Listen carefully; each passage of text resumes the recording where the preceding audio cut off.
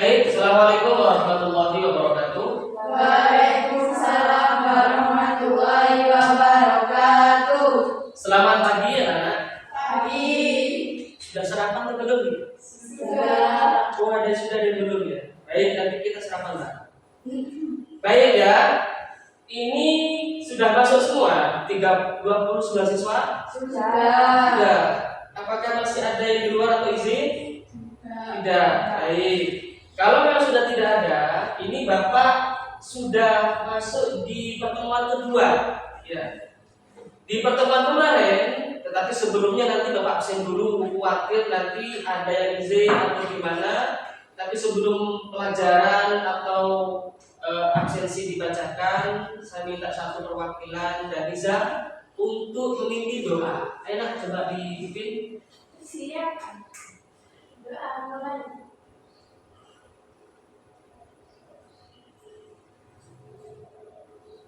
Doa selesai. Baik ya. Nah, karena sudah masuk dan sekaligus sudah berada dalam kelas, sekarang kegiatannya saya absen dulu agar supaya Bapak tahu kalau ini sudah lengkap. Aruna Rizky Andini, Karisa Wahyu, Daniza, Aura Firza, Alkisa, Neva. Baik, sudah lengkap ya? Baik, kalau memang sudah lengkap, ini pertemuan hari ini Bapak akan menyampaikan materi kedua. Kalau materi yang kemarin itu adalah materi tentang rukun Islam. Nah, sebelum masuk ke materi yang kedua, Bapak tanya dulu, rukun Islam itu yang hafal siapa? Hafal semua nggak? Hafal? Nah, kalau sudah hafal, coba saya tanya ya, langsung rukun Islam yang saya acak saja. Karena materi nanti itu berhubungan dengan rukun Islam di antara rukun Islam 1 sampai 5. Aruna, rukun Islam yang kedua adalah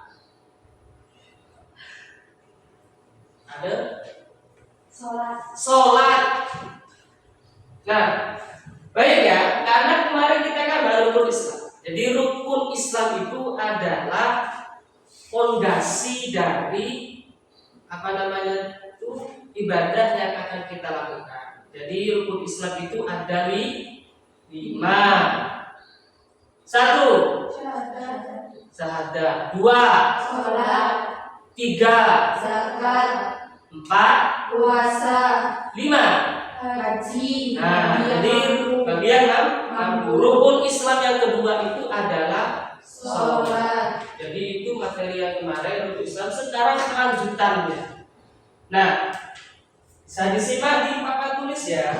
Ini Bapak akan menyampaikan tentang materi hari ini yang berhubungan dengan rukun Islam yang kedua, yaitu adalah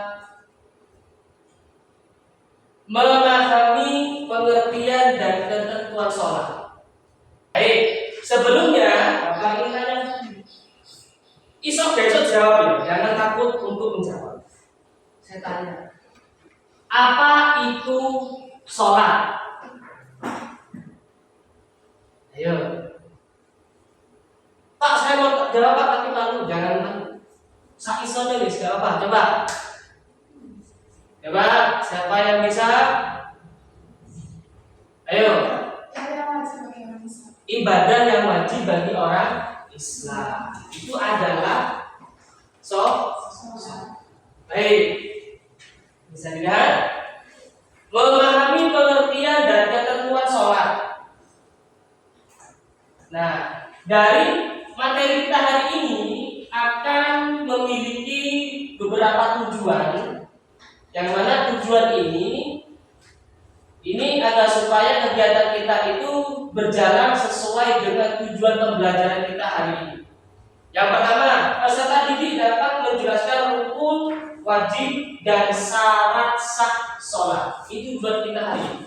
Jadi orang sholat itu gampang, prakteknya sholat itu gampang, tapi pada fakta di lapangan banyak orang itu masih kesulitan dalam melaksanakan sholat itu sesuai dengan syariat yang diajarkan.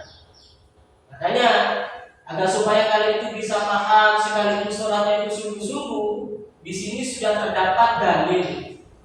Sing wis tau ngaji sapa? Dua. Ngaji semua ya.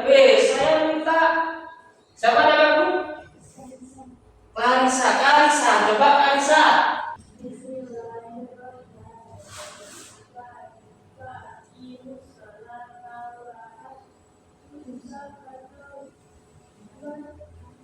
Iya, terus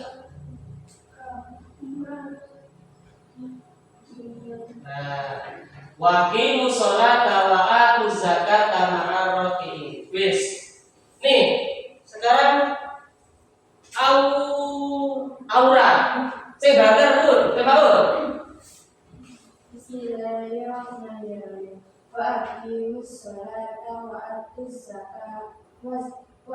zakata warka'u ma'ar raki'in. Nah, waqimus sholata wa atuz zakata warka'u ma'ar raki'in. Artinya, dan dirikanlah sholat dan tunaikanlah zakat dan rukuklah bersama orang-orang yang rukuk. Maksudnya gimana? Sholat itu wajib. Saking wajibnya itu terdapat pada dari Al-Quran surat Al-Baqarah ayat 43. Jadi kalau kita mengaku sebagai orang Islam, tapi kita harus melaksanakannya sesuai perintah dari Allah. Nah, untuk selanjutnya, nah ini lebih panjang lagi. Sekarang Bapak yang akan bacakan. Cekak, terlalu panjang. Baik ya, saya bacakan saja secara artinya saja. Maka apabila kamu hendak sholat, maka basuhlah wajahmu dan kedua tanganmu sampai ke situ, dan usaplah kepalamu dan kedua kakimu sampai ke mata kaki. Dan jika kamu junub, itu junub ya, junub itu keluarnya hadas, itu junub, itu hadas junub. Maka mandilah.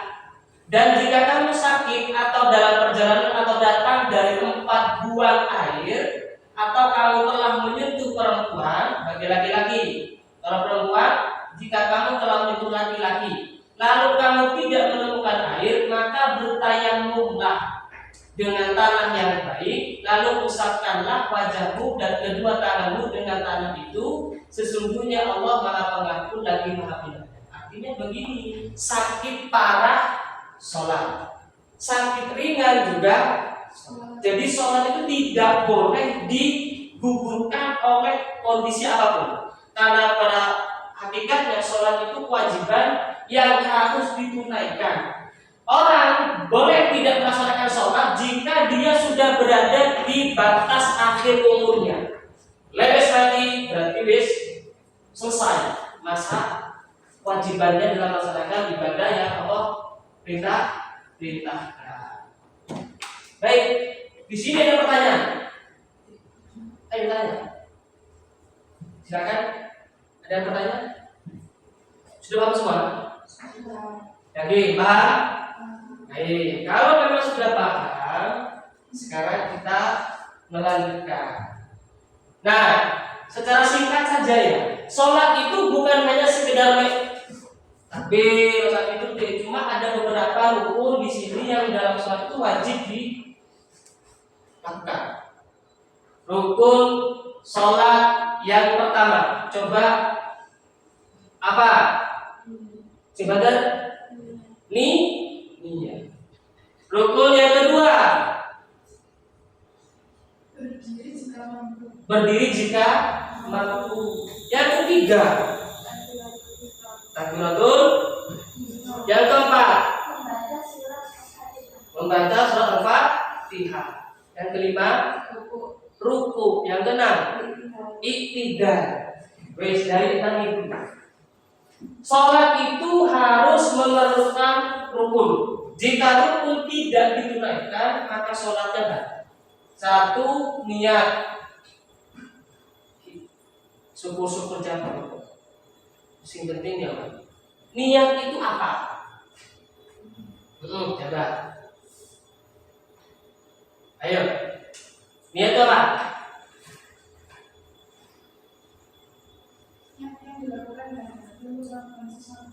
Niat yang dilakukan dari hati untuk melakukan sesuatu. Baik. Yang paling belakang, guys ya. Orang yang sholat itu selain niat harus berdiri jika mampu. Kalau tidak bisa berdiri, duduk. Jadi kalau mereka aku ke sembahyang tapi gak sholat apa oleh gak sembahyang, ya duduk. Kalau ternyata tidak bisa duduk bagaimana? Tidur, posisinya telentang atau miring? Miring. Miring ini apa? Sama seperti mayit itu loh yang mau dikebumikan. Kamu wis miring. Pak, wong lungguh lo nggak bisa. Miring kan sakit bagian pinggir. Terus bagaimana solusinya? Telentang, hadap ke atas. Itu ya. Kalau ternyata berbaring juga nggak bisa, maka yang terakhir adalah cukup dengan mengedipkan yang selanjutnya yaitu membaca Fatihah. Wajib. Ini awal surat yang wajib dibaca. Kalau nggak dibaca, sholat itu semuanya batal. Yang selanjutnya itu adalah ruku. Ruku itu membungkukkan badan. Nah, ya. Yang selanjutnya yaitu i'tidal. Yang bisa dikatakan i'tidal apa? I'tidal. Berdiri setelah ruku, berdiri setelah ruku atau bangun dari ruku. Apakah bagaimana ya? Nah, sip. Selanjutnya yaitu sujud. Berarti posisinya dan apa doanya?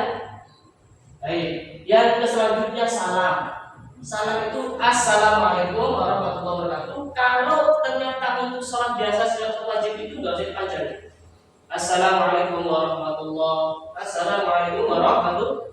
Dan yang terakhir ini sih paling juga harus diperhatikan. Tumakninah. Tumakninah itu adalah berhenti sejenak. Pernah sholat tak pakai tumakninah? Gak pernah kan? Otomatis pakai tumakninah. Artinya begini. Dari rukun 1, 2, 3 sampai 10 ini di tengah-tengah itu kudu tumakninah. Contoh ya, saya perhatikan di sini. Tumakninah itu kudu menang sejenak. Ini sebagai batas antara rukun 1 dengan rukun yang selanjutnya. Contoh, pas baca Fatihah, mari Fatihah selesai, terus rukun. Langsung ya itu batal. Tumakninah itu berhenti. Contoh ya, ruku, berhenti begini itu tumakninah. Kalau ini baru sujud. Nah, jadi timbangan rusak ya. Jadi nggak boleh. Ini namanya tumakninah. Jadi rukun 1 masuk ke rukun kedua itu butuh Allah tumakninah. Ya, ini namanya tumakninah. Nah, dari rukun-rukun ini yang belum paham tanyakan. Ayo, coba ditanyakan. Kalau memang nggak paham tanyakan. Setelah ini, Bapak kasih tugas. Tugasnya itu berkelompok dan tugas yang kedua nanti mandiri. Coba sebelum kita masuk ke pembahasan kita yang lebih luas, nanti kalian bisa lihat sendiri link yang sudah Bapak share. Nanti menggunakan gadget kalian masing-masing. Coba lihat dulu. Dari materi yang pertama sampai rukun ini ada materi yang belum dipahami? Sudah? Yakin? Baik. Coba sekarang diperhatikan selanjutnya ini. Nah, syarat sah sholat. Yang pertama apa? Saya baca bersama-sama. Yang pertama syaratnya 2, 3, 4, suci dari hadas, 5, suci dari najis, 7, menutup aurat, 8, menghadap kiblat, 9. niat. Di sini pertanyaan dari materi yang singkat ini.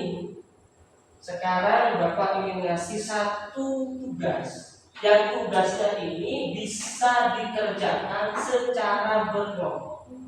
Sebelumnya silakan menuju kelompok masing-masing yang sudah kita atur. di pertemuannya dulu. Coba sekarang ke kelompoknya masing-masing. Yuk, silakan ke kelompoknya masing-masing. Nah, sudah. Nah, silakan. Ini yang dua bisa diam. Nah, biar dekat. Biar dekat. Nah, sudah. Wes, menghadap ke sini. Nah, ke depan coba, ke depan. Nah, diskusi ya. Nah, Bapak sudah menyiapkan beberapa kertas, yang mana kertas ini dipergunakan untuk menulis pendapat kalian. Nanti kalau dari materi ini saya putar, kemudian kalian sudah saya berdiskusi, jawaban yang kalian ingin tuangkan melalui lisan silakan ditulis saja pakai kertas.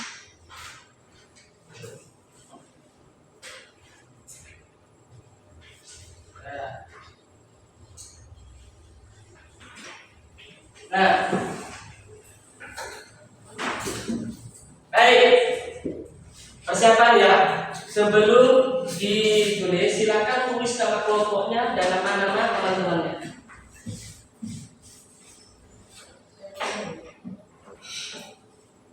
Nah, kalau sudah tulis namanya, nanti Bapak akan keliling-keliling melihat-lihat apakah sudah terjadi.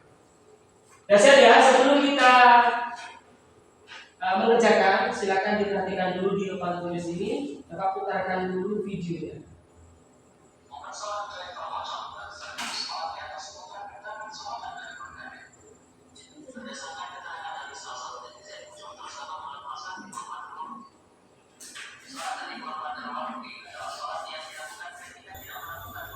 Dari tata cara sholatnya, kemudian dari rukunya, ini sudah sesuai apa tidak dengan materi yang tadi kita bahas bersama. Saya kasih waktu 20 menit. Ya, saya kasih waktu 20 menit. Silakan ditulis pendapat kalian masing-masing. Ini seperti apa pendapat kalian. Nanti setelah itu satu perwakilan dari masing-masing grup untuk mempresentasikan hasil tugasnya. Dimulai dari sekarang.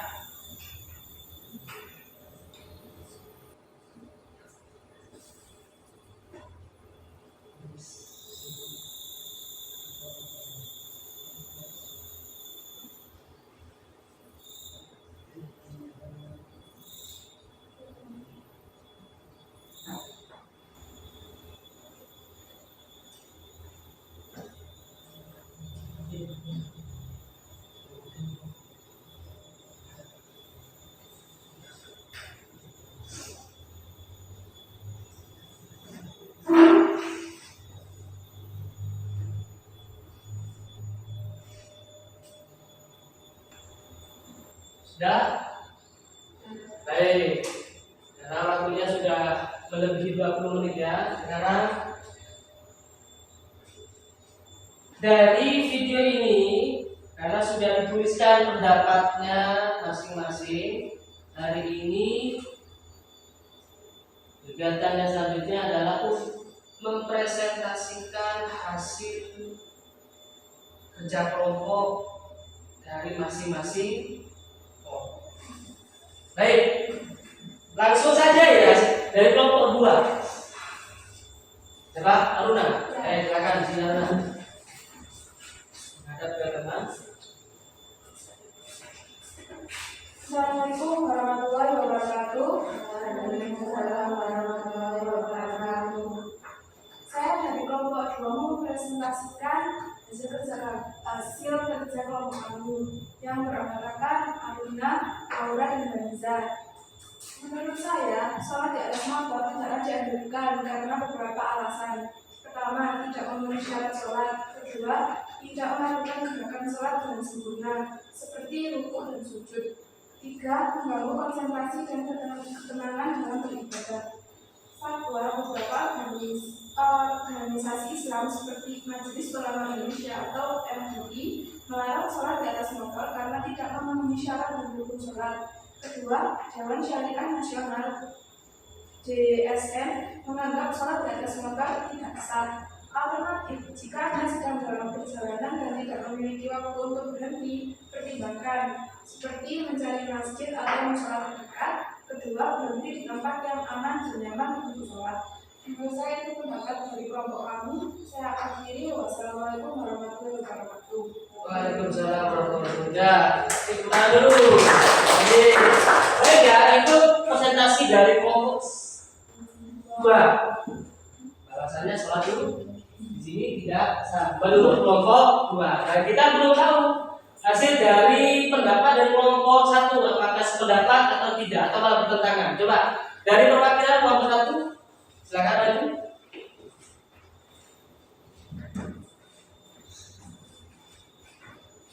Assalamualaikum warahmatullahi wabarakatuh. Waalaikumsalam warahmatullahi wabarakatuh. Perkenalkan, saya perwakilan dari kelompok 1 yang beranggota Neng Fahira, Lisa, dan Darisa.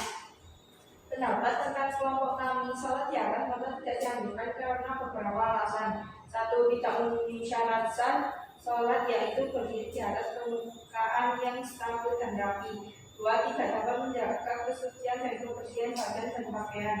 3. Sulit menjaga konsentrasi dan ketenangan selama sholat.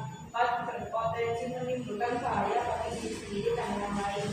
5. Jika cara mencari tempat yang relatif stabil dan bersih seperti trotoar atau pinggir jalan. Sekian presentasi dari saya. Saya kata mohon maaf. Wassalamualaikum warahmatullahi wabarakatuh. Jadi dari 2 pendapat tadi ternyata memang semuanya sepakat bahwasanya dari video ini memang tidak sah.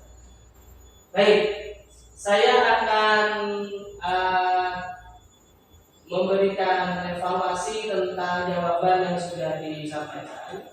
Dari materi tadi kita sudah pelajari bersama, kemudian kita melihat video yang seperti ini, sehingga memang terdapat beberapa perbedaan yang sangat menonjol bahwasanya yang namanya sholat itu tidak diperbolehkan orang sholat di atas motor. Kenapa? Tujuannya sangat bagus. Dan selanjutnya, ini tugas terakhir, tugasnya mandiri. Saya akan berikan atau saya akan kirimkan linknya melalui grup WA. Kemudian setelah pelajarinya silakan kerjakan KKPD yang berada di bawahnya. Dan di bawahnya itu sudah ada kolom untuk mengerjakan tugas. Waktunya saya kasih waktu 30 menit untuk mengerjakan. Baik, karena waktunya sudah lebih dari 30 menit, langsung saja Bapak akan lihat di di lembar kerja yang sudah kalian kerjakan tadi itu ada sekitar 3 anak ini yang sudah memiliki nilai di atas rata-rata ya, ada 80. Jadi di atas rata-rata, jadi nilainya di atas 80 itu sekitar 3 anak. Lainnya masih di sekitar 75 dan 70. Baik, terima kasih. Ini cukup pertemuan kita hari ini. Tetapi untuk masuk ke pertemuan di minggu yang akan datang, Bapak hanya sedikit menyampaikan saja. Untuk pertemuan yang akan datang itu nanti kita akan belajar tentang adab-adab dalam sholat. Jadi persiapkan gadgetnya. Nanti juga kita akan belajar menggunakan HP juga. Kemudian ada tugas-tugas yang sama persis dengan ini. Cuma nanti kegiatannya itu ada perbedaan dalam mengerjakan tugas. Baik, 1 orang silakan.